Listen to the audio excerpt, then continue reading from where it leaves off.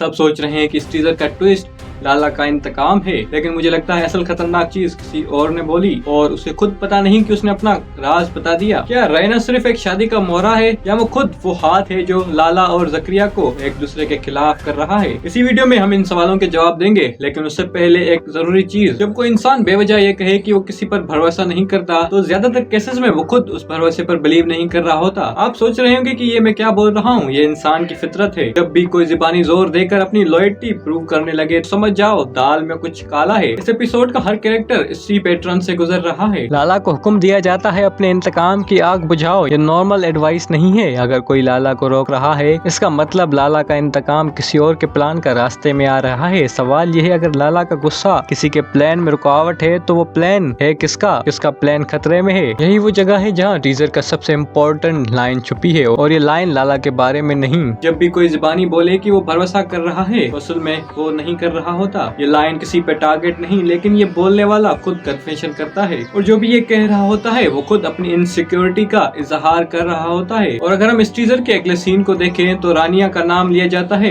क्या कोइंसिडेंस? शायद नहीं। और नाजरीन, अगर आप अभी तक वीडियो को देख रहे हैं तो एक फेवर कर दीजिए, चैनल को सब्सक्राइब कर दीजिए, वीडियो को लाइक जरूर कर दीजिएगा, क्योंकि जो ट्विस्ट अब आने वाला है वो सबसे डेंजरस होने वाला है। जिस हवेली को सजा दो रानिया से शादी होगी, ये सिर्फ एक रोमांटिक ऐलान नहीं है। जकरिया की पोजीशन अभी तक कमजोर है, शक उसके गिर्द घूम रहा है। ये शादी उसकी लेजिटिमेसी सिक्योर करने का एक पॉलिटिकल मूव है। सवाल यह है, क्या ये शादी जकरिया की ताकत बनेगी या उसकी गले का फंदा? लेकिन असल खतरा शादी नहीं है, असल खतरा वो उसूल है जो अभी तक एक्सप्लेन नहीं हुआ। पर शक हो जाए उसे गोली मार देनी चाहिए। ये लाइन कोई बिजनेस रूल नहीं, ये एक डायरेक्ट वार्निंग है उस इंसान को जिस पर शक है। लेकिन शक है किस पर? और उससे भी ज्यादा जरूरी सवाल, क्या वो शक सच है या किसी ने प्लान किया हुआ है? अब थोड़ा रुककर इन कैरेक्टर्स को समझते हैं। लाला जिसने इंतकाम छोड़ने का हुक्म दिया गया, क्या ये उसका अपनी सोच है या कोई उसे कंट्रोल कर रहा है? जकरिया बादशाह पैदा होते हैं कहता है, या कॉन्फिडेंस है या किसी ने उसके जहन में ये नैरेटिव डाला है ताकि वो अपनी असली पोजीशन भूल जाए? रानिया पैसे ब्राइड नजर आती है, लेकिन दो चीजें इस थ्योरी के खिलाफ हैं। पहली, उसकी शादी की टाइमिंग उस शक के साथ मैच करती है। दूसरी, वो अकेली कैरेक्टर है जो हर सीन में प्रेजेंट है लेकिन कभी डायरेक्टली बोलती नजर नहीं आती। जो कैरेक्टर सबसे ज्यादा खामोश है वही सबसे ज्यादा कंट्रोल में होता है। अब प्रेडिक्शंस करने वाले हैं कि आगे क्या होगा,